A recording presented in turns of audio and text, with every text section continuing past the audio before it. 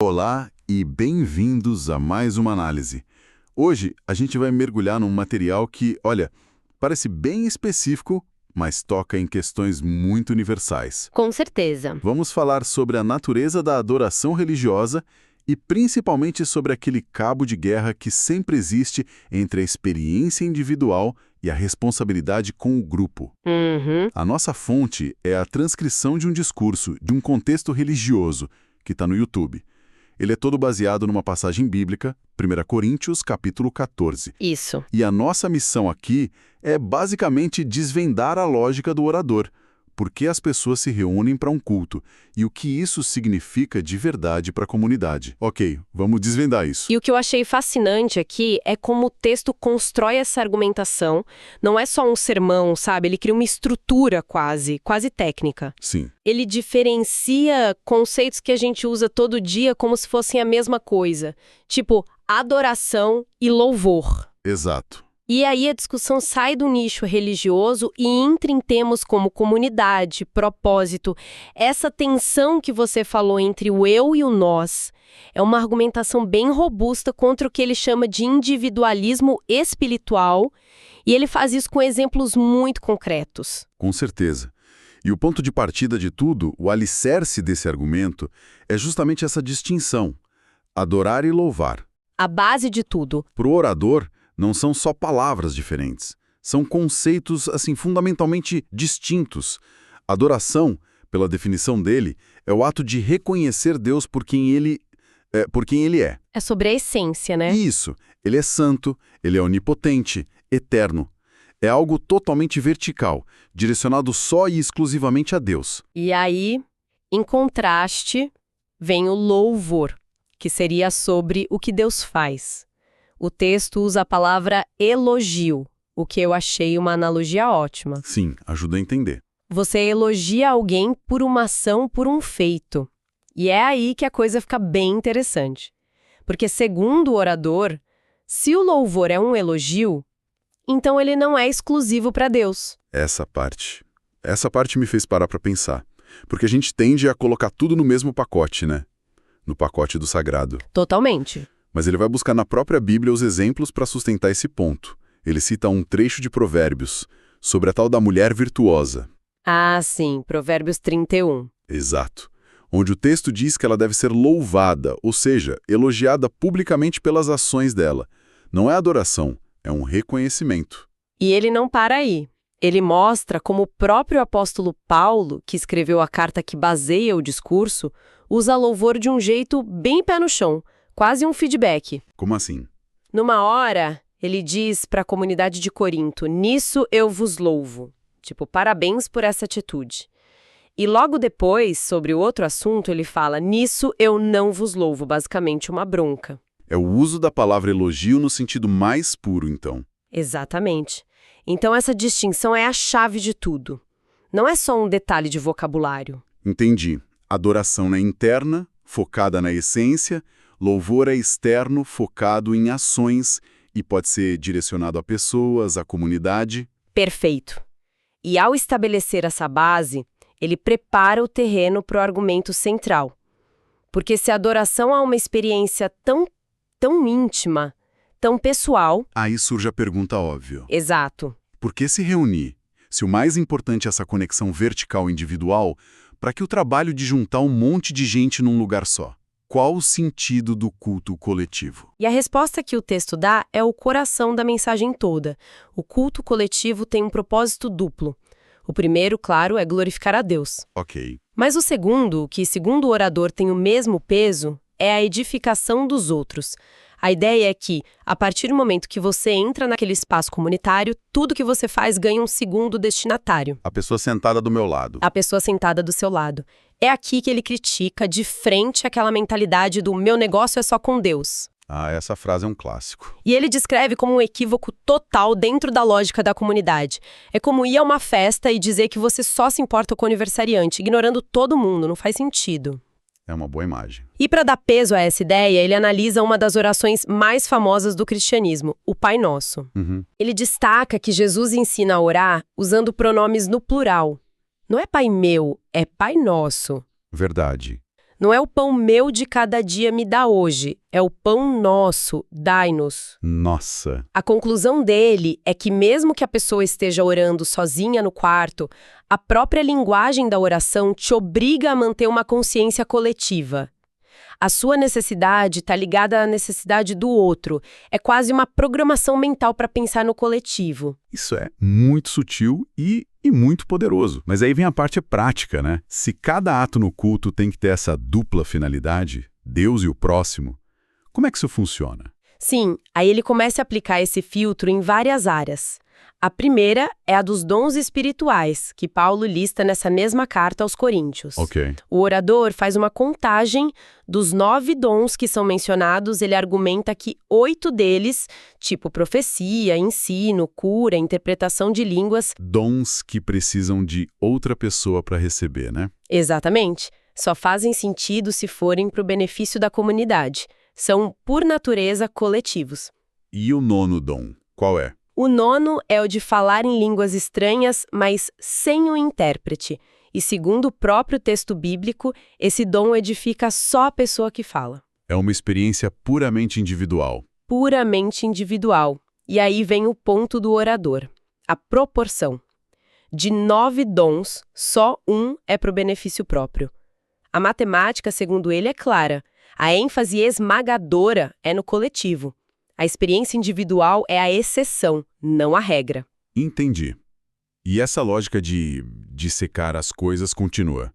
Ele chega a analisar uma única palavra que todo mundo conhece, aleluia. Ah, essa parte é incrível. Eu confesso que a explicação me pegou totalmente de surpresa. Eu sempre achei que aleluia era só, sei lá, um grito de alegria para Deus, uma expressão de vitória. É o que a maioria de nós pensa. A gente usa de forma automática. Mas a análise que a fonte apresenta vai na raiz hebraica da palavra. E o que significa? Aleluia vem de 2 palavras. Hallelujah, que é o imperativo plural do verbo louvar. Tipo uma ordem.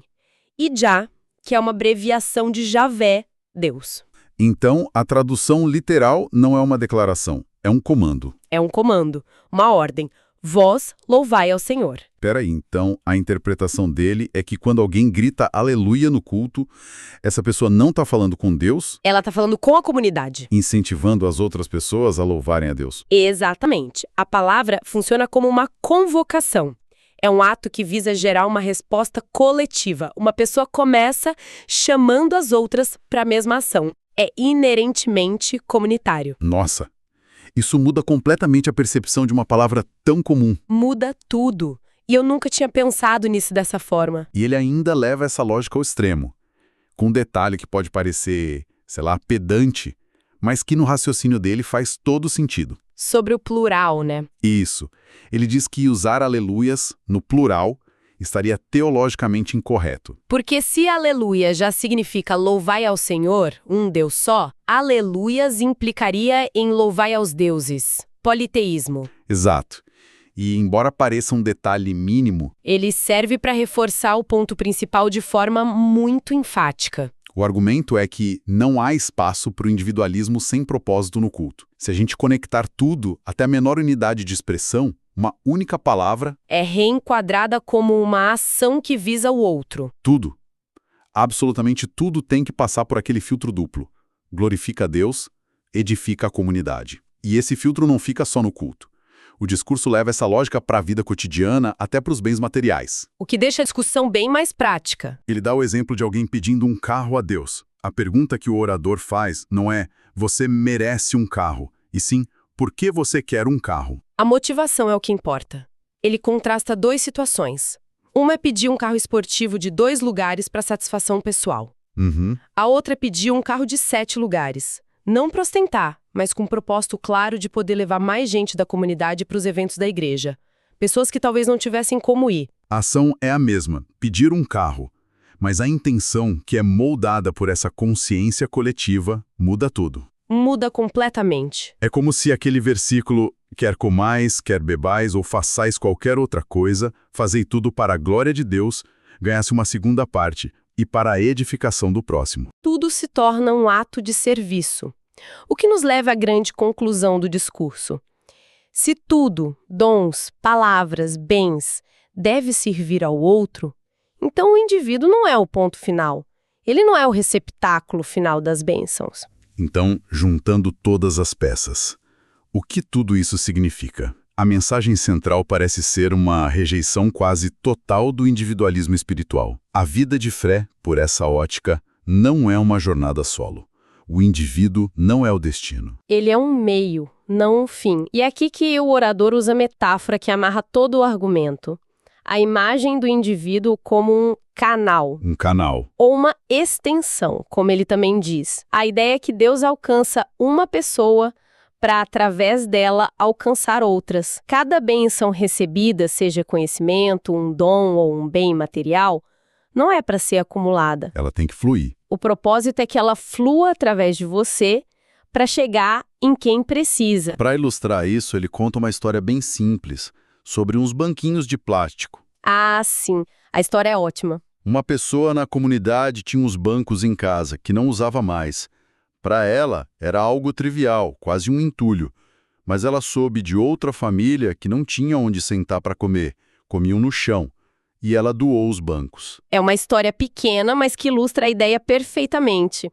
Para quem doou, era quase nada. Para quem recebeu, foi uma bênção que trouxe dignidade. A pessoa que doou se tornou o canal, o instrumento. E isso mostra como o conceito de bênção nesse contexto não é algo abstrato ou mágico. É sobre utilidade, é sobre suprir uma necessidade real de outra pessoa com algo que para você talvez seja supérfluo. É muito pé no chão. E essa interconexão não é só no presente.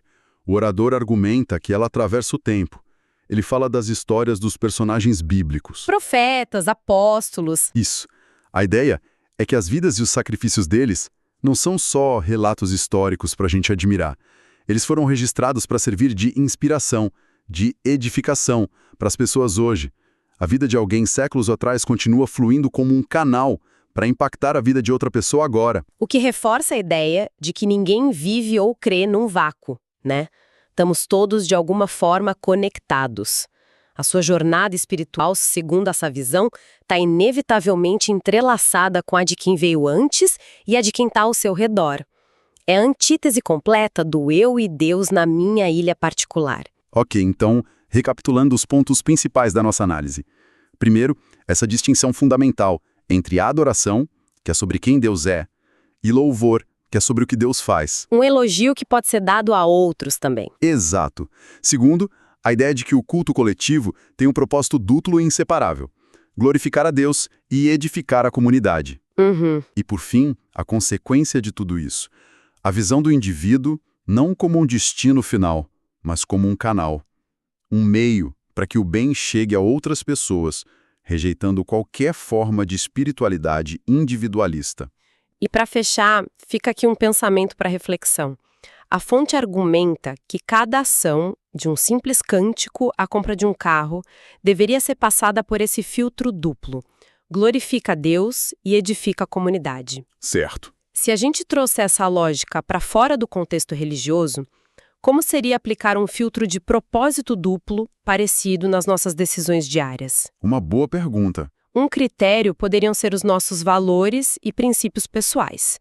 E o outro, o impacto real que nossas escolhas, o que compramos, como gastamos nosso tempo, o que a gente compartilha online, tem na nossa comunidade, na nossa família, nas pessoas ao redor. Entendi. O que mudaria se cada decisão importante tivesse que obrigatoriamente ser boa para nós e boa para os outros?